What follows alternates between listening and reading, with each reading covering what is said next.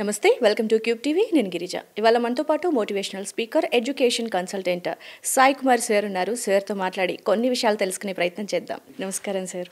నమస్తే అండి. సార్, మీరు వచ్చేసి సివిల్ ఇన్స్టిట్యూషన్స్లో మేనేజర్ ఆఫ్ ఆపరేషన్స్ కాబట్టి నేను ఈ క్వశ్చన్ అడుగుతున్నాను. సివిల్స్ అనగానే మనకు చాలా హై లెవెల్ అనమాట. సివిల్స్ ప్రిపేర్ అవుతున్నారు అంటే ఒక హై లెవెల్ థాట్స్, ఆ పర్సన్ మీద కూడా అంత హై లెవెల్లో మనకు రెస్పెక్ట్ అనేది ఉంటుంది. బట్ ఫైనల్ మూమెంట్కి వచ్చేసరికి స్టార్టింగ్ డేస్లో స్టార్ట్ అయిన వాళ్ళు ఒక మిడిల్ వచ్చేసరికి డ్రాప్ అవుతూ ఉంటారు, లేదంటే ఫైనల్ ఎగ్జామ్స్ రీచ్ అవ్వడం, ఆఫ్టర్ ఎగ్జామ్స్ ఫెయిల్యూర్తో మళ్ళీ డ్రాప్ అవుట్ అవ్వడం కూడా జరుగుతూ ఉంటుంది. అలాంటి వాళ్ళు ఎవరైతే నేను సివిల్స్ ప్రిపేర్ అవుతున్నాను అని స్ట్రాంగ్గా బిలీవ్ చేసి జాయిన్ అవుతారో, ఎండ్ ఆఫ్ ది డే వరకు కూడా అలాగే ఉండగలగాలి అంటే మీ సైడ్ నుంచి ఎలాంటి మోటివేషన్ ఇస్తారు? రైట్ అండి. ఇక్కడ స్టూడెంట్స్ ఫస్ట్ సివిల్ సర్వీసెస్ వైపు రావాలి అని అనుకునే వాళ్ళకి మేజర్గా ఒక రెండు రకాల ఇన్ఫ్లుయెన్స్ ఉంటుందండి. ఒకటి సెల్ఫ్ ఇన్ఫ్లుయెన్స్, అంటే వీళ్ళు ఎక్కడో ఒక ఐఏఎస్ ఆఫీసర్ని చూసో లేదా ఒక ఐపీఎస్ ఆఫీసర్ని చూసి వాళ్ళకు ఉండే రెస్పెక్ట్ కానీ వాళ్ళు సొసైటీలో లీడ్ చేసే లైఫ్ని బట్టి అలా ఇన్స్పైర్ అయ్యి సివిల్ వైపు రావాలి అనే ఒక ఆలోచన ఉంటుంది. కొన్నిసార్లు కొంతమంది స్టూడెంట్స్ ఏంటంటే ఇప్పుడు ఆ పోకిరి సినిమా చూసిన తర్వాత కొంతమంది ఐఏఎస్ ఐపీఎస్ అని చెప్పేసి ఇలా కూడా ఇన్ఫ్లుయెన్స్ అయ్యి ఆ మూవీ ఇన్ఫ్లుయెన్స్ అయ్యి నేను కూడా సివిల్ సర్వెంట్ అవ్వాలి అనే కోణంలో కొద్దిమంది వస్తూ ఉంటారు. ఇంకొకటి ఏంటి అంటే మేజర్గా పేరెంట్స్ ఏంటంటే నేను చేయలేకపోయింది మీరు చేయాలి, నేను ఎప్పుడో లైఫ్లో ఐఏఎస్ అవ్వాలనుకున్నాను కుదరలేదు, నేను ఐపీఎస్ అవ్వాలనుకున్నాను కుదరలేదు, కాబట్టి నేను చేయలేను కాబట్టి నువ్వు చేయాలి. మరి నిజంగా ఆ అబ్బాయికి సివిల్ సర్వీసెస్ పైన అసలు అవగాహన ఉందా? అసలు సివిల్స్ ప్రిపేర్ అవ్వాలి అన్న ఇంట్రెస్ట్ ఉందా లేదా? మరి ఏమీ ఇంట్రెస్ట్ క్రియేట్ చేయకుండా నువ్వు సివిల్ సర్వెంట్ అయిపోవాలి, నేను చేయలేదు నువ్వు చేయాలి, అలా రుద్దటం అనేది చాలా వరకు తప్పండి. ఎందుకనంటే మీకున్న స్కిల్ మీ అబ్బాయికి లేదు, ఆర్ మీకున్న అవగాహన మీ అబ్బాయికి లేదనుకోండి.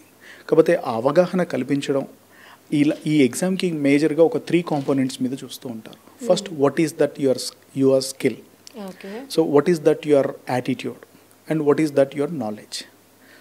ఈ నాలెడ్జ్, స్కిల్, యాటిట్యూడ్, ఈ 3 కాంపోనెంట్స్ సూటబిలిటీ ఉందా లేదా యూపీఎస్సీ సివిల్ సర్వీసెస్కి? లేకపోతే మరి పేరెంట్స్గా మీరు వాళ్ళని సివిల్ సర్వెంట్గా చూడాలి అని అనుకున్నప్పుడు మరి మీరు ఈ పిల్లలకున్న యాటిట్యూడ్ ఏంటి? మళ్ళీ సివిల్ సర్వెంట్ అవ్వాలి అంటే ఎలాంటి యాటిట్యూడ్ ఉన్న పిల్లలు సెలెక్ట్ అవుతూ ఉన్నారు? ఈ పిల్లలకున్న అవగాహన అంటే నాలెడ్జ్ ఏంటి? మరి ఎలాంటి నాలెడ్జ్ గెయిన్ చేసి సివిల్ సర్వెంట్ సక్సెస్ చూడగలరు? రైట్. అండ్ ఈ పిల్లలకున్న స్కిల్ అంటే మీరు గత 15-20 సంవత్సరాల నుంచి దగ్గరగా ఉండి చూస్తూ ఉన్నారు కాబట్టి వాళ్ళకు ఎలాంటి స్కిల్స్ ఉన్నాయి? Return skills, oral presentation skills, ఇలాంటి స్కిల్స్ ఏ ఉన్నాయి ఏవి లేవు అనేది మీరు ఆబ్జెక్టివ్ కండిషన్లో మీరు ఖచ్చితంగా చూడగలరు. వీటి మీద అవగాహన మీరు ఫస్ట్ మీరుగా అవగాహన సృష్టించుకొని దాని విషయంలో మీరు ఆ పిల్లల్ని ముందుకు తీసుకెళ్తే అసలు సివిల్ సర్వీసెస్ అంటే ఏంటి, అసలు సివిల్ సర్వీసెస్ ఉద్యోగాలు ఎలా ఉంటాయి, అసలు మీకు సివిల్ సర్వెంట్ ర్యాంక్ వస్తే నీ లైఫ్ ఎలా ఉండబోతుంది, నీకు అక్కడ ఉన్న ఛాలెంజెస్ ఏముంటాయి, ఇన్ అండ్ అవుట్ మీరు ఒకవేళ స్టూడెంట్కి బీయింగ్ ఎ పేరెంట్ మీరు అబ్బాయికి కానీ అమ్మాయికి కానీ దాని గురించి పూర్తి అవగాహన ఇవ్వగలిగితే they can make a choice.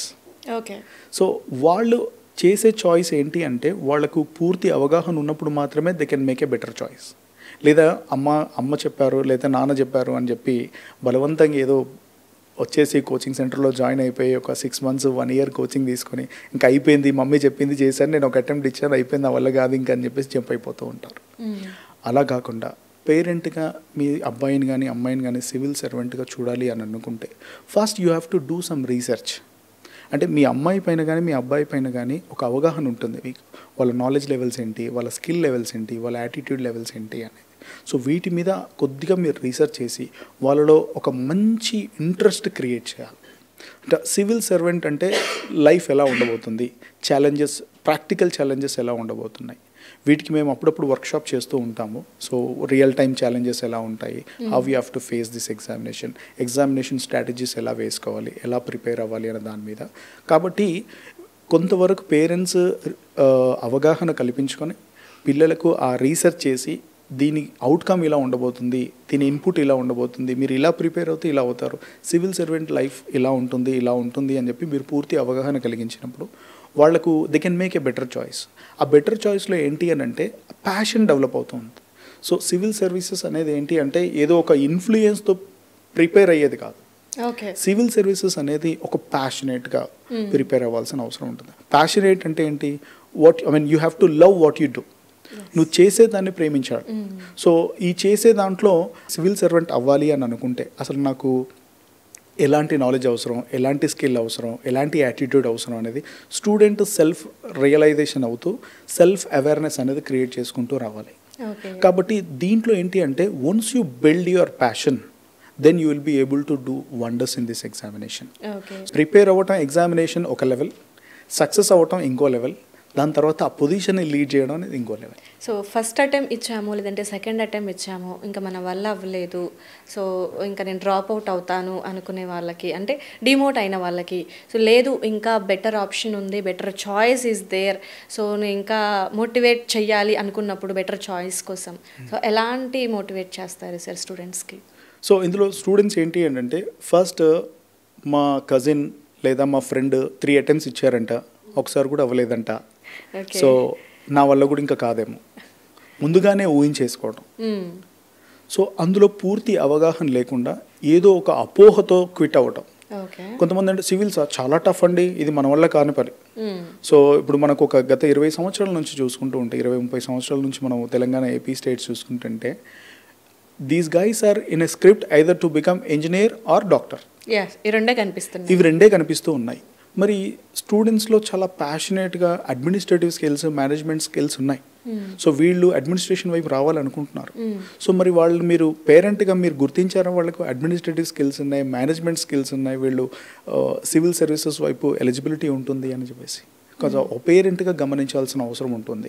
So నేనేమంటానంటే చాలామంది స్టూడెంట్స్ ఒక 1 year అటెంప్ట్ ఇచ్చేసి ఇంకా నా వల్ల కాదు ఇది, ఇంకా అందరూ అంటున్నారు ఇది నా వల్ల కాదు, ఇక వాళ్ళు అన్నది నిజమే అని చెప్పి వాళ్ళు అన్న మాటలను మీరు నిజం చేస్తున్నారు.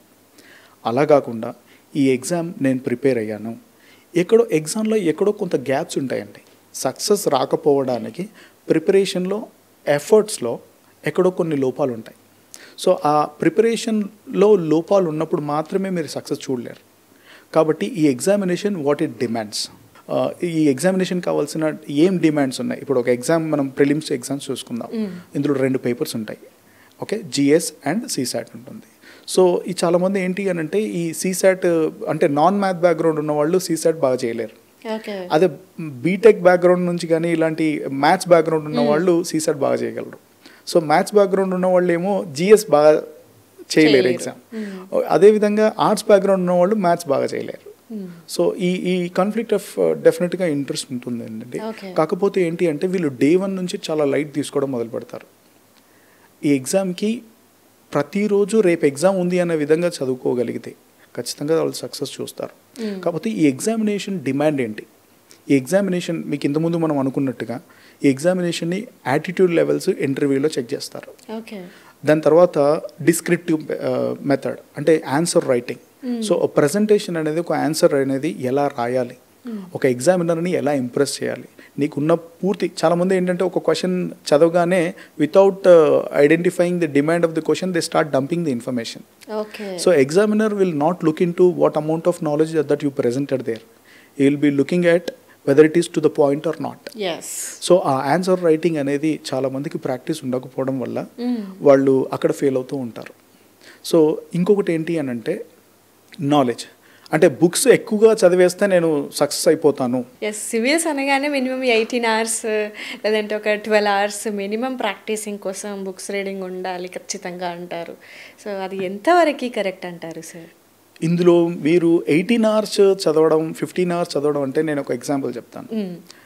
There is a person called Lalitha Aditya in the year of 2017-18 బ్యాచ్లో. అబ్బాయి ఎప్పుడు రోజు 2 లేదా 3 గంటల కంటే ఎక్కువ చదివేవాడు కాదు. ఎంతసేపు ఆ క్రికెట్ ఆడేవాడు అనమాట. చాలాసార్లు మేము గమనిస్తూ ఉన్నాం ఈ అబ్బాయి వచ్చిన పర్పస్ ఏంటి, చేస్తున్న పాట ఏంటి అనేది. సో చాలామంది ఇంకొక అబ్బాయి ఉండేవాడు రాజ్ కుమార్ అని చెప్పేసి.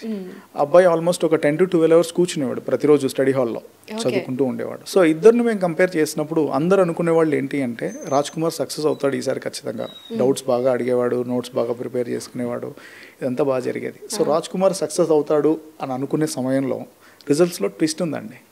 సో లలితాదిత్య అనే అబ్బాయి సక్సెస్ అయ్యాడు.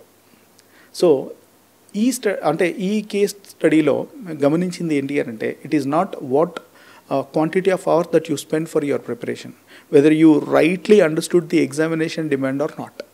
సో ఎగ్జామినేషన్ని సరైన విధంగా నువ్వు అవగాహన కల్పించుకొని ఆ ఎగ్జామ్కి ఏం అవసరమో అక్కడ పర్ఫామ్ చేసి వచ్చావా సరిపోయింది. సో ఆ ఎగ్జామినేషన్కి నీ పర్ఫార్మెన్స్ ఎలా ఉంది, ఆ ఎగ్జామినేషన్కి ఆ డిమాండ్ ఏం అవసరం, అది నువ్వు ఫుల్ఫిల్ చేయగలుగుతున్నావా, నువ్వు సక్సెస్ అయిపోతావు. సో ఎన్ని గంటలు చదివామనేది కాదు, ఎగ్జామ్లో మనం క్వశ్చన్కి తగ్గ ఆన్సర్ ఇచ్చామా లేదా అనేది చాలా ఇంపార్టెంట్. కాకపోతే చాలామంది స్టూడెంట్స్ ఏంటంటే ఒక అటెంప్ట్ ఇచ్చిన తర్వాత వెనకడుగు వేస్తూ ఉంటారు. No no no no failure is a stepping stone towards the success of UPSC. So one who fails will be eligible for success. So fail అవ్వటం అనేది మన లోపాలను ఎత్తి చూపిస్తూ ఉంది. సొసైటీలో మనం తగ్గిపోం, మన విలువలు ఏమైనా తగ్గిపోవు. చాలామంది సక్సెస్ అయ్యే వాళ్ళందరూ ఫస్ట్ ఫెయిల్యూర్నే చూస్తూ ఉంటారు. సో ఫెయిల్యూర్ చూడడం వల్ల అనేది it's a learning point for us. ఇంకా జీవితానికి పులి స్టాప్ కాదు, జీవితం అసలైన జీవితం అక్కడి నుంచి చూడగలిగే ఫెయిల్యూర్ నుంచే స్టార్ట్ అవుతుంది. కాబట్టి ఈ ఎగ్జామినేషన్లో నేను సక్సెస్ అవ్వలేకపోయాను అని ఆలోచించడం కన్నా నా ప్రిపరేషన్లో ఉన్న లోపాలు ఏంటి అనేది గమనించుకోవాల్సిన అవసరం ఉంటుంది. సో నేను ఎక్కడ ఫెయిల్ అయ్యానో, you may fail to learn, you may not be failed in the examination. So ఎగ్జామ్లో ఫెయిల్ అవ్వటం కాదు, ఎగ్జామినేషన్కి సరిపడా డిమాండ్ ఫుల్ఫిల్ చేయడంలో పెట్టే ఎఫర్ట్స్లో ఫెయిల్ అయ్యాం. కాబట్టి ఆ ఎఫర్ట్స్ ఎక్కడ లోపాలు ఉన్నాయి, అసలు నేను చదవాల్సింది సరిగ్గా చదివానా, నా అవగాహన ఏముందో. కొన్నిసార్లు మన మైండ్లో కొద్దిగా థీమ్ చదివిన, కాన్సెప్ట్ని చదివిన కొద్దిగా, అంటే ఆ కాన్సెప్ట్ ఆఫ్ థీమ్ మనం చదివిన తర్వాత మనకు ఓవర్ కాన్ఫిడెన్స్ వస్తూ ఉంటుంది. నాకు అన్నీ తెలుసు, ఇది ఇంత బాగా రాసేస్తాము అన్నది. ఎగ్జామ్ పెడితే మాత్రం అసలు రాయలేరు. కొన్నిసార్లు మన మైండ్ కూడా కొన్ని ట్రిక్స్ ప్లే చేస్తూ ఉంటుంది. కాబట్టి మనం ఏం చదువుతూ ఉన్నామంటే దాని మీద ఓవర్ కాన్ఫిడెన్స్ని ట్రిగర్ అవుతూ ఉంటాయి మైండ్లో. నిజంగా అది ఓవర్ కాన్ఫిడెన్స్ అయితే you have to pause and check whether it is absolutely I'm confident enough about the examination or not.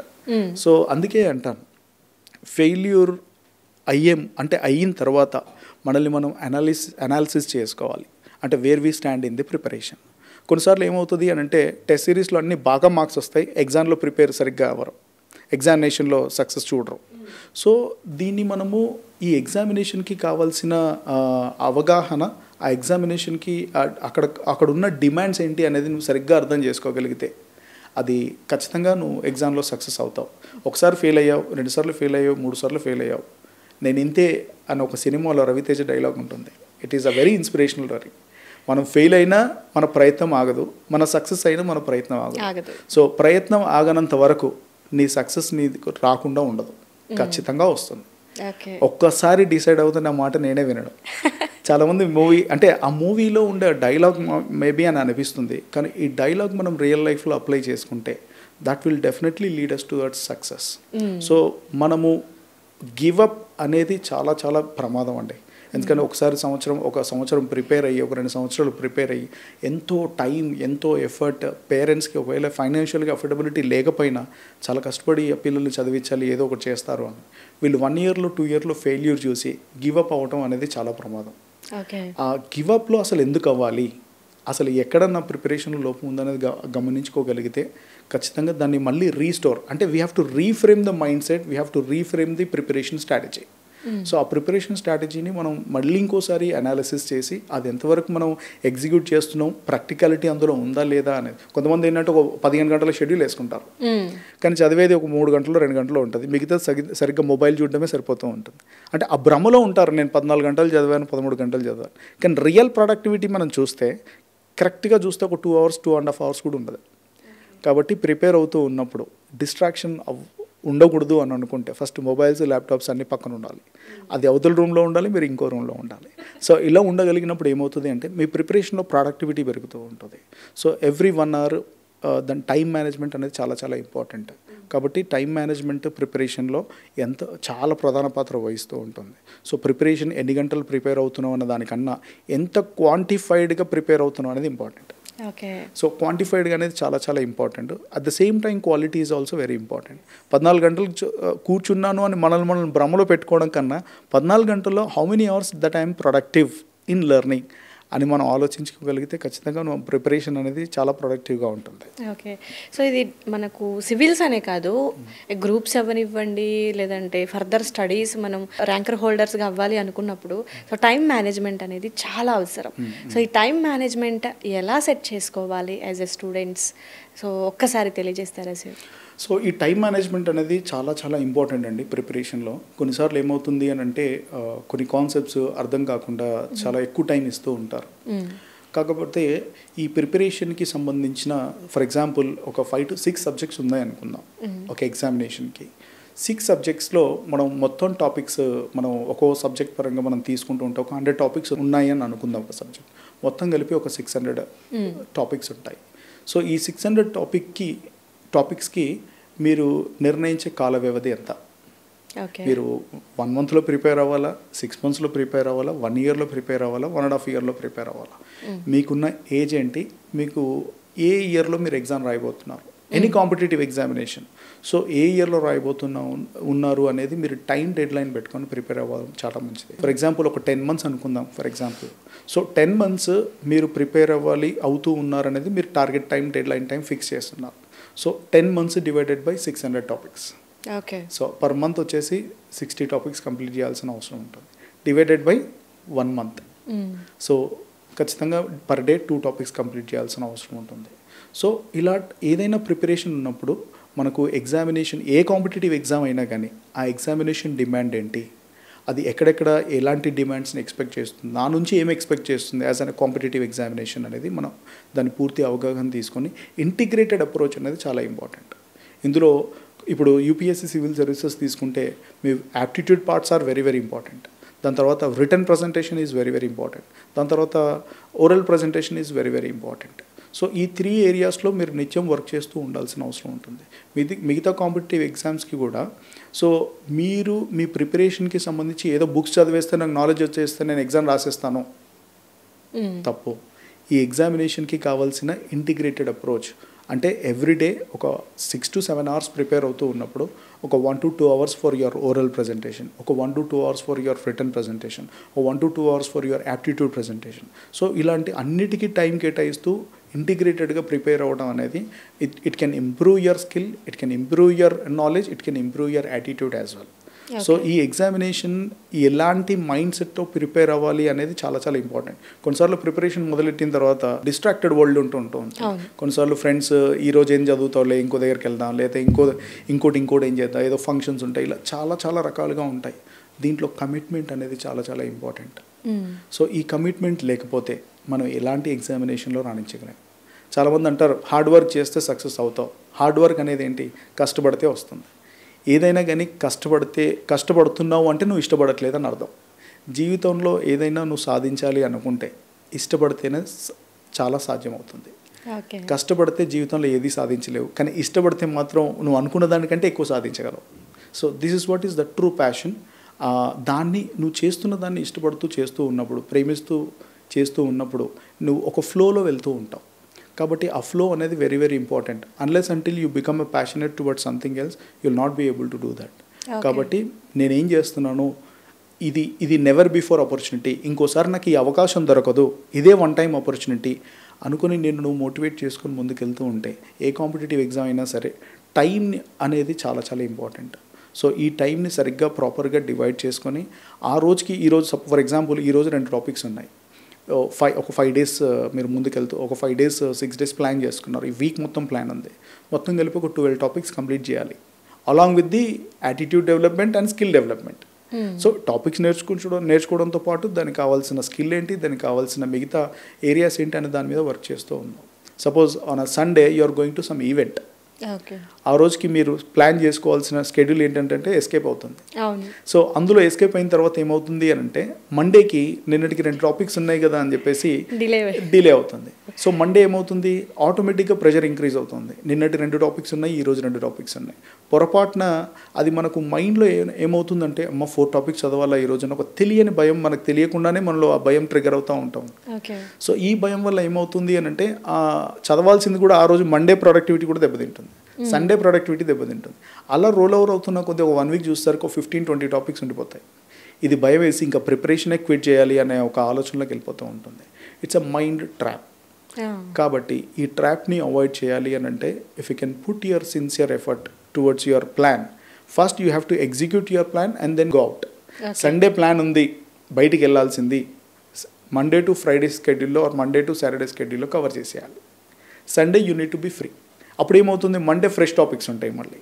కాబట్టి ఎవ్రీడే ప్రిపరేషన్ అనేది you have to enjoy the process of learning, otherwise nobody will make you to come and enjoy, right? So preparation అనేది కష్టపడితే నాకు ఏదో వచ్చేస్తుంది, కష్టపడుతున్నావు అని అంటే అది కొంతవరకు ఓకే, బట్ ఇష్టపడితే ఇంకా ఎక్కువగా రాణించగలవు, ఇంకా అద్భుతమైన ఫలితాలను చూడగలవు. ఇది నేను ఇచ్చే సలహా. ఓకే. అయితే మనకి రిటర్న్ టెస్ట్ వరకు ఓకే సార్, ఎంత ఎఫర్ట్ పెట్టాలి, ఎంత మనకు కావాలి అనేది చెక్ చేసుకుంటాం. రిటర్న్ టెస్ట్లో ఆఫ్టర్ పాస్ అవుతాం అనుకోండి. ఆఫ్టర్ దట్ మెయిన్గా ఫెయిల్యూర్ అయ్యేది ఎక్కడ అంటే ఇంటర్వ్యూ అటెంప్ట్ అంటారు. సో అంటే ఇంటర్వ్యూ అనేది పెద్ద బేసిక్గా చూసుకుంటే ఏదీ ఉండదు, మనం జస్ట్ వెళ్తాము, కూర్చుంటాం, మాట్లాడతారు. అయినా సరే వాళ్ళు అడిగే క్వశ్చన్ కావచ్చు, లేదంటే ఆ ప్రజెంటేషన్లో ఎక్కడ స్టార్ట్ అవుతుందో తెలియదు, కానీ మొత్తం చాలా వరకు అప్సెట్ అయిన సందర్భాలు ఎక్కువగా కనిపిస్తూ ఉంటాయి. సో ఈ ఇంటర్వ్యూ అటెంప్ట్ అనేది అసలు ఎలా స్టార్ట్ చేసుకోవాలి, ఎలా ఎండ్ చేయాలి, సో ఇంటరాక్షన్ ఎలా ఉంటే బెటర్ అంటారు? ఫస్ట్ ఇంటర్వ్యూలో వచ్చే క్వశ్చన్స్ వీళ్ళు ముందుగానే ఊహించే ఒక mind, pre determined mind set ఉంటుందండి. ఇలాంటి క్వశ్చన్స్ అడుగుతారేమో ఇలా ఆన్సర్ చేయాలి, ఇలాంటి క్వశ్చన్స్ అడుగుతారేమో ఇలా చెప్పాలి. సో ఎప్పుడైనా సరే ఆ స్క్రిప్ట్ అనేది మన మైండ్కి ప్రిపేర్ చేసి ఇస్తే అన్ఎక్స్పెక్టెడ్ క్వశ్చన్స్ వచ్చినప్పుడు యూ విల్ ఫంబల్. సో అందుకే ఎప్పుడైనా సరే we need to be fully present and we need to be very mindful there. And then క్వశ్చన్స్ని పూర్తిగా విని అర్థం చేసుకున్న తర్వాత ఒక 10 to 20 seconds గ్యాప్ ఇచ్చి ఆన్సర్ చేయడం చాలా మంచిది. చాలామంది ఏంటంటే ఇన్స్టెంట్గా ఆన్సర్ ఇవ్వడం మొదలు పెడతా ఉంటారు. క్వశ్చన్ కూడా కంప్లీట్ కాదు, ఇన్స్టెంట్గా ఆన్సర్ ఇవ్వడం మొదలు పెడతాం. అలా కాకుండా పూర్తి అవగాహనతో ఆ క్వశ్చన్లో ఉన్న డిమాండ్ ఏంటి, హిడెన్ డిమాండ్ కూడా ఉంటుంది, కొన్నిసార్లు ట్రిక్కీ క్వశ్చన్స్ ఉంటాయి. సో ఆ క్వశ్చన్స్ని ఎలా ఆన్సర్ చేస్తే బాగుంటుంది అనేది నీకు ఒక అవగాహన ఉండాలి. సో బేసిక్గా మీరు హానెస్టీగా ఆన్సర్ చేయడం చాలా మంచిది. ఫస్ట్ ఉన్నది ఉన్నట్టు చెప్పడం, తెలిస్తే తెలిసింది లేదా తెలియదు. If you start beating around the bush you are out of the race. కాబట్టి ఈ ఏ క్వశ్చన్ అయినా సరే ఇంటర్వ్యూలో మనము పూర్తిగా విని దాన్ని అర్థం చేసుకొని దీనికి ఇలా ఇవ్వాలి అని ఒక 10 to 20 seconds గ్యాప్ ఇచ్చిన తర్వాత ఆన్సర్ చేయడం చాలా ఉత్తమం. ఎందుకంటే mind will frame it's answers. లేకపోతే మనం వాళ్ళు అడిగింది ఒకటి ఉంటుంది, ఇంకోటి చెప్పింది ఇంకోలా ఉంటుంది. కాకపోతే మిస్ మ్యాచ్ వచ్చినప్పుడు ఖచ్చితంగా you may get very less marks. So ఇంటర్వ్యూస్లో అందుకే అంటున్నాను, ఏ ఇంటర్వ్యూకి అయినా వెళ్ళినా, మీరు జాబ్ ఇంటర్వ్యూకి వెళ్ళినా లేదా ప్రైవేట్ సెక్టర్లో అయినా గవర్నమెంట్ సెక్టర్లో అయినా ఫ్రేమ్డ్ మైండ్ సెట్తో వెళ్ళొద్దు, స్క్రిప్టెడ్ మైండ్ సెట్తో వెళ్ళకూడదు. You need to be fully free and you need to B ఆ హూందాగా ఆన్సర్ చేయగలిగే శక్తి సామర్థ్యాలు నాకు ఉన్నాయని నమ్మాలి. First I can answer any question with highest honesty. నీతిగా నిజాయితీగా అడిగిన దానికి నాకు తెలిసినట్టుగా మాట్లాడగలను అని మనల్ని మన మైండ్ని ఫీడ్ చేసుకోగలిగితే ఖచ్చితంగా మనం అక్కడ సక్సెస్ అవుతాం. ఎందుకనంటే మనం స్క్రిప్టెడ్ ఆన్సర్లో కానీ స్క్రిప్టెడ్ క్వశ్చన్లో లేం. ఫస్ట్ మన mind is not prepared, our mind is not prepared for this question and this answer. So ఈ క్వశ్చన్కి ఇదే ఆన్సర్, ఈ క్వశ్చన్కి ఇదే. మన ఎగ్జామ్లో చాలామంది ఏంటంటారు, మోడల్ పేపర్స్ చదివేసి ఈ క్వశ్చన్ వస్తే ఇలా ఆన్సర్ చేస్తా, ఆ క్వశ్చన్ వస్తే ఇలా ఆన్సర్ చేస్తా. సో ఆ గెస్ మీద ఎప్పుడు ఏ ఇంటర్వ్యూకి వెళ్ళకూడదు. సో అంటే ఈ అపోహలు ఎందుకు వస్తాయంటే, అంటే ఈ భయం ఎందుకు వస్తుంది ఇంటర్వ్యూ అంటే, ఫస్ట్ వీళ్ళు ఏం అడుగుతారో, నాకు తెలియంది ఏదైనా అడుగుతారేమో, తెలియని దానికి నేను ఆన్సర్ చేయకపోతే వీళ్ళు నాకు మార్క్స్ వేయరేమో, లేదా నేను సెలెక్ట్ అవ్వనేమో, ఈ అపోహలు మాత్రమే. సో ఈ mind will create that type of దాన్ని ఏమంటారంటే ఒక ట్రాప్ క్రియేట్ చేస్తుంది. ఆ ట్రాప్లో మనం పడిపోతాం. నిజంగా ఏదంటే అవును వీళ్ళు అడిగింది నాకు తెలియదు, ఏమైనా క్వశ్చన్ అడిగితే నేను ఏం ఆన్సర్ చేయాలి, నేను ఇది అడగకపోతే ఏమవుతుందో, అది అడగకపోతే ఏమవుతుందో, ఆ భయాలు అపోహల్లో ఉంటాం. ఇందులో ఏమవుతుందంటే యాక్చువల్గా మనకు ఆ స్ట్రెంగ్త్ ఉండి ఆ ఇంటర్వ్యూని ఫేస్ చేసే శక్తి సామర్థ్యాలు ఉండి ఆ ఇంటర్వ్యూని ఫేస్ చేసే స్కిల్ ఉండి ఆ ఇంటర్వ్యూని ఫేస్ చేసే నాలెడ్జ్ ఉండి కూడా ఫెయిల్ అవుతూ ఉంటాం. ఎందుకంటే it's a mind trick. So let us not be a trap, I mean get in to the trap of mind. Mind ఏం ఆలోచిస్తుంది అనే దాన్ని మనం చాలా కాన్షియస్గా ఉండాలి. ఇంటర్వ్యూకి వెళ్ళే ముందు we have to feed our mind stating that I can answer any question, you are my supportive. అంటే ఇందులో ఏంటి అంటే mind can be a friend, a mind can be an enemy. So మీరు ఫ్రెండ్గా ట్రీట్ చేస్తే నీకు సపోర్ట్ చేస్తుంది, నువ్వు ఎనిమీగా ట్రీట్ చేస్తే నీకు ఎనిమీగానే చేస్తుంది, అంటే నిన్ను ఎనిమీని చేసేస్తుంది అందట్లో.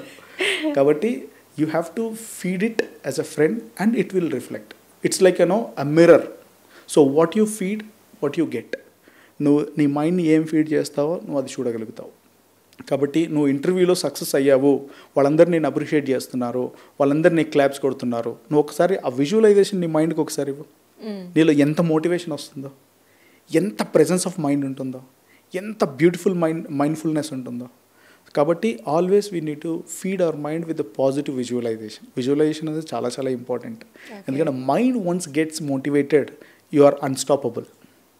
సో మనం ఎక్కడైనా సక్సెస్ అవ్వాలి అని అంటే ఫస్ట్ మన మైండ్లో ఏమైనా తెలియని అపోహలు ఏమైనా ఉన్నాయా, తెలియని భయాలు ఏమైనా ఉన్నాయా, ఆ భయాలను మనం పారదోలాల్సిన అవసరం ఉంటుంది. దాన్ని మనం కొద్దిగా ఒక 1 minute, ఒక 2 minutes, ఒక 5 minutes ఇంటర్వ్యూస్కి ఫేస్ అయ్యే ముందు ఫస్ట్ సెల్ఫ్ టాక్ అనేది వెరీ వెరీ ఇంపార్టెంట్. ఆ 2 to 3 minutes సెల్ఫ్ టాక్లో నీ గురించి నీ మైండ్కి నువ్వేం మాట్లాడతావో అది నీకు అది నెరవేరుస్తూ ఉంటుంది. కాబట్టి you have to use your mind like a friend. That will definitely be a successful contributor for your success. Okay. ఇక్కడ ఇందాక మీరు ఒక పాయింట్ అన్నారు సార్, మనం ఇంటర్వ్యూ అటెంప్ట్ చేసేటప్పుడు సో నీకు తెలిస్తే తెలుసు, తెలియకపోతే తెలీదు, సో వెరీ హానెస్టీగా చెప్పండి అనేసి అన్నారు కదా. సో హానెస్టీగా నిజంగా తెలియని ఏదో క్వశ్చన్ అడిగారు, సో కంగారులో అది మనకు గుర్తు రాలేదు, తెలీదు అని చెప్పేస్తాం. సో తెలీదు అని చెప్పినప్పుడు వాళ్ళు మనల్ని ఏ విధంగా ట్రీట్ చేస్తారు? సో ఇక్కడ ఏమవుతుంది అని అంటే నీకు తెలియదన్నంత మాత్రాన నేను తెలివి తక్కువగా చూసే అవకాశాలు చాలా తక్కువగా ఉంటాయి. ఓకే. ఎందుకనంటే ఆ ఏరియాలో you're trying to say that this is what I don't know, this is what I know. ఇది నాకు తెలుసు, ఇది నాకు తెలియలేదు. So you're trying to create a kind of answer which is very honest answer. అంటే నీతిగా నిజాయితీగా ఇది నాకు తెలుసు, ఇది తెలియదు అనేది నువ్వు చెప్పగలిగినప్పుడు అందులో నీకు నీ నిజాయితీని మాత్రమే చూస్తారు. నీలో అవగాహన లోపం ఉంది అని మాత్రం చూడరు.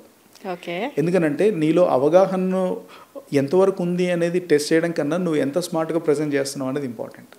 కాబట్టి smart presenters are always be successful. And ఇంకొకటి ఇక్కడ చిన్న పాయింట్ ఉంది సార్, సో కాన్ఫిడెన్స్ లెవెల్స్ కూడా చెక్ చేస్తారు అనేది. సో ఎంత మేర అంటే నేను విన్న, నాకు ఒక ఎగ్జాంపుల్ మా స్కూల్లో సార్ చెప్పారనమాట. సో నువ్వు చెప్పే ఆన్సర్ అది రాంగ్ అయినా సరే బట్ కాన్ఫిడెంట్ మాత్రం తగ్గకూడదు అన్న. సో రాంగ్ ఆన్సర్ అయినా సరే ఆ కాన్ఫిడెన్స్ లెవెల్ని తగ్గించకూడదు అని మీరు అంటారా? అంటే అవతలి వాళ్ళ అవగాహన ఇందులో ఒక విషయం పట్ల ఎంతో కొంత అవగాహన ఉంటుంది. అవగాహన ఉన్న తర్వాతనే, ఆ అవగాహన వచ్చిన తర్వాతనే వాళ్ళు క్వశ్చన్ చేయడం మొదలు పెడుతూ ఉంటారు. సో అవగాహన అవతలి వాళ్ళకి ఉంది అని అనిపించినప్పుడు నువ్వు హానెస్ట్గా ఇది నాకు తెలియదు అని చెప్పడం మంచిది. అంటే అది కాన్ఫిడెంట్గా చెప్పడం మంచిది.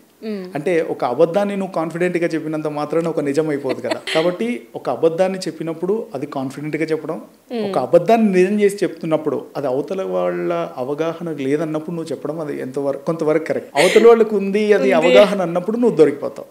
అంటే అబద్ధాలను కూడా ఇంత కాన్ఫిడెంట్గా మాట్లాడుతున్నావు అని అంటే ఫ్యూచర్లో నువ్వు ఇంకేదైనా అంటే థాట్ ఎక్కడికో వెళ్ళిపోతుంది ఖచ్చితంగా. అంటే కొన్ని మైండ్ రీడింగ్స్లో ఎలా ఉంటుంది అని అంటే ఒక అబద్ధాన్ని నిజంగా నువ్వు బల్లగుద్దు చెప్తూ ఉన్నప్పుడు ఇందులో నీ నిజాయితీ లేదని తెలుస్తుంది. రెండవది ఏంటి అని అంటే ఒక క్రిటికల్ థింకింగ్ అనేది నీలో లేదు. అంటే అవతల వాళ్ళకి ఇది నేను ఒక అబద్ధం చెప్తున్నాను, ఎథికల్గా మోరల్గా ఇది కరెక్ట్ కాదు అనేది నువ్వు కనీసం నీకు అవగాహన లేకుండా మాట్లాడుతూ ఉన్నావు. ఇది ఖచ్చితంగా ముమ్మాటికి సరైంది కాదు. కాకపోతే నువ్వు చెప్పాల్సిన అబద్ధం కూడా అది అవతల వాళ్ళకి అవగాహన ఉందా లేదా అనేది చూసుకొని చెప్పడం అనేది స్మార్ట్ ప్రజెంటర్. అంటే ఓకే, మీరు చెప్పింది పాయింట్. నేను చెప్పిన విషయం ఏంటి అంటే సార్, ఫర్ ఎగ్జాంపుల్ ఒక పర్సన్ ఇంటర్వ్యూ అటెంప్ట్ అయ్యే ముందు కొన్ని స్టెప్స్ ఎక్కేసి వెళ్ళిపోయాడు హడావిడిగా. సో వాళ్ళు అదే క్వశ్చన్ అడిగారు, ఎన్ని స్టెప్స్ ఎక్కావు, ఎన్ని స్టెప్స్ ఉన్నాయి అనేసి. సో తను అది గెస్ చేయలేడు అసలు, ఆ స్టెప్స్ ఎప్పుడు కౌంట్ చేసుకోలేరు. బట్ ఇన్నే ఉన్నాయి అని ఒక గెస్సింగ్ త్రూ చెప్పాడు. దట్టు అది చాలా కాన్ఫిడెంట్గా చెప్పాడు. అది రైటా రాంగా వాళ్ళు కౌంట్ చేస్తారా, ఇతను కౌంట్ చేసుకున్నాడా అనేది సెకండరీ. బట్ కాన్ఫిడెన్స్ లెవెల్ని వాళ్ళు చెక్ చేసినప్పుడు, సో ఆ కాన్ఫిడెన్స్ లెవెల్ చాలా స్ట్రాంగ్గా ఉంది, ఓకే అని వాళ్ళు ఎస్ చెప్పేలాగా ఒక ఇంటర్వ్యూ అటెంప్ట్ జరిగింది అని నేను విన్నాను అనమాట. సో దాని గురించి నేను అడిగాను. సో ఇందులో అక్కడ స్మార్ట్ ఆన్సర్ ఏంటి అని అంటే, మీరు ఎక్కేటప్పుడు ఎన్ని మెట్లు ఎక్కారు అని అన్నారు. కౌంట్ చెప్తే ఒకవేళ ప్లస్ అయినా మైనస్ అయినా అది తప్పైపోతుంది. అంటే నువ్వు చెప్పేది సరిగ్గా లేదు అని అనే అవకాశం ఉంటుంది. స్మార్ట్ ఆన్సర్ ఏంటి అని అంటే, దానికి ఇచ్చిన స్టూడెంట్ ఆన్సర్ ఏంటి అంటే, నేను ఎక్కేటప్పుడు ఎన్ని స్టెప్స్ ఉన్నాయో దిగేటప్పుడు అన్ని స్టెప్స్ ఉంటాయి, అదే నా ఆన్సర్ అని చెప్పుకున్నాను. కాబట్టి that can be the smart answer which has been really impressed the people to give good marks. Okay. So interview attend చేయాలి అంటే ఆ స్మార్ట్నెస్ చాలా అవసరం అయితే. చాలా okay, very useful topic sir. ఎందుకంటే చూసే వాళ్ళకి ఖచ్చితంగా సివిల్స్ ఈ మధ్యకాలంలో బాగా వింటుంది ఏదైనా ఉంది అంటే, ఒక 3-4 ఇయర్స్ నుంచి సివిల్స్ గ్రూప్స్లో చాలా బాగా రాణిస్తున్నారు, చాలా టాప్ ర్యాంకర్స్ ఉన్నారు అనేది. సో వాళ్ళకి చాలా అవసరం అనమాట ఇంటర్వ్యూ అటెంప్ట్ కానివ్వండి, సివిల్ ప్రిపరేషన్స్ కానివ్వండి, టైం మేనేజ్మెంట్. సో ఈ టాపిక్స్ నిజంగా వాళ్ళ కోసం ఎస్పెషల్గా అనొచ్చు, లేదా ఫర్దర్గా ఏదైనా ఇంటర్వ్యూ అటెంప్ట్ అయ్యే వాళ్ళకి కావచ్చు, లేదంటే ఫర్దర్గా అదర్ జాబ్స్ కాంపిటేటివ్ ఎగ్జామ్స్కి ప్రిపేర్ అయ్యే వాళ్ళకి కూడా నిజంగా వెరీ యూస్ఫుల్ కంటెంట్ మీరు మా కోసం ఇచ్చారు sir. Thank you so much అండి. లాస్ట్ బట్ నాట్ లీస్ట్, ఎవరైనా ఏ కాంపిటేటివ్ ఎగ్జామ్ అయినా రాయాలి అని అనుకుంటే ఫస్ట్ కొంతవరకు రీసెర్చ్ అవసరం అండి. ఎందుకంటే ఒక్కసారి డిసిషన్ తీసుకున్న తర్వాత స్టెప్ బ్యాక్ అనేది నీ లైఫ్లో నువ్వు చూడకూడదు, వేయకూడదు. ఓకే. ఎందుకంటే స్టెప్ బ్యాక్ వేయడమే ఫెయిల్యూర్, స్టెప్ ఫార్వర్డే ఉండాలి. రివర్స్ నెవర్ రివర్స్ అంటే ఏంటి, ఒక్కసారి మీరు డిసిషన్ తీసుకుంటే దానికి కమిట్ అయ్యి ఇది వచ్చే వరకు వదిలేదే లేదు, ఏదేమైనా సరే నేను లైఫ్లో ఇది సాధించి తీరతాను, ఏదేమైనా కానీ నేను సాధించి తీరతాను, ఎన్ని ఒడిదుడుకులు వచ్చినా నేను ఇది I can face of this challenge అని అనుకున్నప్పుడు ఖచ్చితంగా సాధించగలవు. కానీ ఎప్పుడైనా నా చుట్టూ చాలా సమస్యలు ఉన్నాయి, నాకు చాలా ప్రాబ్లమ్స్ ఉన్నాయి, మా ఇంట్లో ఫైనాన్షియల్ కండిషన్ బాగాలేదు, నాకు ఈ కండిషన్ లేదు, నేను అనుకున్నవి ఇలా లేవు, అన్ని కంఫర్ట్స్ ఉన్నప్పుడు నువ్వు ఇలాంటి ఎగ్జామినేషన్ కానీ ఇలాంటి కాంపిటేటివ్ ఎగ్జామినేషన్ ప్రిపేర్ అవ్వడం కూడా సరైనది కాదు. అవసరం లేదు అసలు. అన్ని కంఫర్ట్స్ లేనప్పుడే నువ్వు ఏదో ఒకటి చేయగలవు. కాబట్టి when there is a end for something there is a beginning. కాబట్టి ఫెయిల్యూర్ని మీరు ఫెయిల్యూర్గా చూడకుండా there is an other chance for me to get succeeded అని ఆలోచించుకోగలగాలి. అది ఆలోచించగలిగినప్పుడు నువ్వు ఖచ్చితంగా నువ్వు సక్సెస్ అవుతావు. కాబట్టి ఏ కాంపిటేటివ్ ఎగ్జామ్ అయినా కానీ మీ ఫ్యూచర్లో ఏ ప్లాన్ చేసుకున్నా కానీ first you need to have a blue print. నేను నా ఏజ్ ఎంత, ఇప్పుడు నేను ఏ కాంపిటేటివ్ ఎగ్జామ్ ప్రిపేర్ అవ్వాలి, దీనికి సంబంధించిన ఫ్రీక్వెంట్ నోటిఫికేషన్స్ ఏమున్నాయి, సో ఎన్ని ఇయర్స్లో నేను ఇది క్లియర్ చేయాలి, నాకున్న ప్రిపరేషన్ టైం ఎంత, నాకున్న రిసోర్సెస్ ఏమున్నాయి, నేను ఎంత టైంలో ఏం ప్రిపేర్ అవ్వాలి అనే విషయాన్ని మీరు సరిగ్గా ఒక ప్లాన్ చేసుకొని ఆ ప్లాన్ ప్రకారమే ఎట్టి పరిస్థితుల్లో తూచా తప్పకుండా ఆ రోజు భూకంపం వచ్చినా సరే ఆ రోజు అనుకున్న షెడ్యూల్ ఆ రోజు కంప్లీట్ అయిపోవాలి. సో ఇలాంటి హై కమిట్మెంట్ లెవెల్స్తో మీరు వర్క్ చేస్తే ఖచ్చితంగా you will definitely see the success. మధ్యలో కారణాలు వెతుక్కుంటూ ఇంట్లో ఇది లేదు, లేకపోతే అది లేదు, ఇది లేదు అని అనుకుంటూ వచ్చే పరిస్థితులు, అందరికీ లైఫ్లో ప్రాబ్లమ్స్ ఉంటాయి, అందరికీ ఎవరికి లేవు ప్రాబ్లమ్స్ భూమి మీద, అందరికీ ఉన్నాయి. కాకపోతే how you are able to overcome your problems and how you are able to laser focus, అంటే నీ ఎగ్జామినేషన్ దృష్ట్యా నీకు ఎలాంటి ఏకాగ్రతతో ముందుకెళ్తున్నావు, ఎలాంటి ప్రణాళికలు నువ్వు ఆచరిస్తూ ఉన్నావు, ఎలా సక్సెస్ అవ్వాలి అనేది నీ ఆలోచన మొత్తం, నీ మైండ్ మొత్తం అదే ఉండాలి. పొద్దున్న లేస్తే రాత్రి పడుకునే వరకు సుమారుగా ఒక 60,000 ఆలోచనలు వస్తాయి. కానీ ఇందులో ఏ ఆలోచనలు నీ ఎగ్జామ్ వైపు, నీ గోల్ వైపు నేను నడిపిస్తున్నాయి అనేది నువ్వు చూసుకోవాల్సిన అవసరం ఉంటుంది. కాబట్టి ఎగ్జామినేషన్లో ఏ ఎగ్జామ్ అది ఎలా ప్రిపేర్ అవుతున్నావు, దానికి సంబంధించిన ప్రీవియస్ సక్సెస్ఫుల్ స్టూడెంట్స్ ఎలా సక్సెస్ అయ్యారు, వాళ్ళ స్ట్రాటజీస్ ఏంటి, ఎలా ప్రిపేర్ అయ్యారు, వాళ్ళు ఎలా టైం ఫ్రేమ్ని ఫిక్స్ చేసుకున్నారు అనేది కొన్ని ఇన్స్పిరేషన్గా మీరు తీసుకోవాల్సిన అవసరం ఉంటుంది. ఎందుకంటే ఏ కాంపిటేటివ్ ఎగ్జామ్ అయినా సరే it's not just one day match, it's a test match. So T20 match లాగా మనం కాంపిటేటివ్ ఎగ్జామ్కి ముందుకు వెళ్దాము అని అంటే you will never see the success. But test మ్యాచ్లో ఆడాలి. సో మీరు ఒకసారి డిసైడ్ అయ్యే ముందే ఆలోచించుకోండి, ఇది నేను మధ్యలో క్విట్ అవ్వాల్సి వస్తే నా ప్లాన్ 2 ఏంటి, ఈ మధ్యలో ఇంకోటి ఇది అవుతే నా ప్లాన్ 3 ఏంటి, సో నా రిసోర్సెస్ నాకు సహకరించినప్పుడు, నా పరిస్థితులు నాకు సహకరించినప్పుడు నేను ఒకవేళ క్విట్ అవుతే ఇంకోటి ఏం చేయాలి. So I will tell you one example. A movie director one who makes a good movie, he will see the movie in his mind well structured in before. So ఓ frame, for example Rajamouli garu movie తీశారు. Every screen has been involved lot many thoughts. So ఒక చిన్న సీన్ని ఒక 100 సీన్లు మైండ్లో create చేసుకొని అందులో best సీన్ను బయటికి తీస్తారు. సో ఓ మూవీ మేకింగ్లో ఒక డైరెక్టర్ అంతగా ఆలోచించగలిగినప్పుడు, నీ లైఫ్కి నువ్వే డైరెక్టర్ అయినప్పుడు, నువ్వు every frame of your life, every day of your life ఎంత బ్యూటిఫుల్గా నువ్వు క్రాఫ్ట్ చేసుకునే శక్తి సామర్థ్యాలు నీకుంటాయి ఆలోచించు. కాబట్టి నీ లైఫ్ అనే మూవీకి నువ్వే డైరెక్టర్. సో ఆ డైరెక్టర్గా నువ్వు ఎలా సక్సెస్ అవ్వాలి అనేది, నువ్వు ఏం చేస్తున్నావు, ఎలా చేస్తున్నావు, ఎంత బాగా నీ లైఫ్ పండించగలుగుతున్నావు అనేది you are the creator of your destiny. కాబట్టి ప్రతి డేని నువ్వు ఎంత బ్యూటిఫుల్గా వాడుకుంటూ ఉన్నావు, ఎంత ప్రొడక్టివ్గా నువ్వు వాడుకుంటున్నావు, నీ సమయాన్ని నువ్వు వాడుకుంటున్నావు. Life is not life, life is time. So టైంని నువ్వు ఎంత సరిగ్గా వాడుకుంటున్నావు, నువ్వు టైంని దేనికోసం ఇన్వెస్ట్ చేస్తూ ఉన్నావు.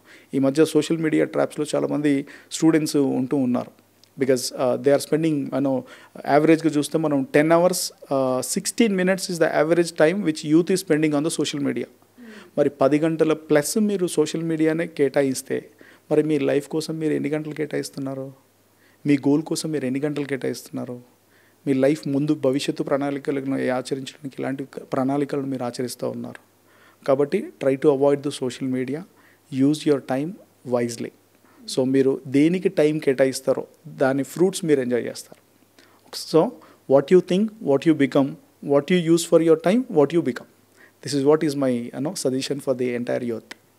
Super sir, very nice information. And మా కోసం ఇంత టైం స్పెండ్ చేసి చాలా ఇన్ఫర్మేటివ్ ఇన్ఫర్మేషన్ని ఇచ్చినందుకు thank you so much sir. నమస్తే.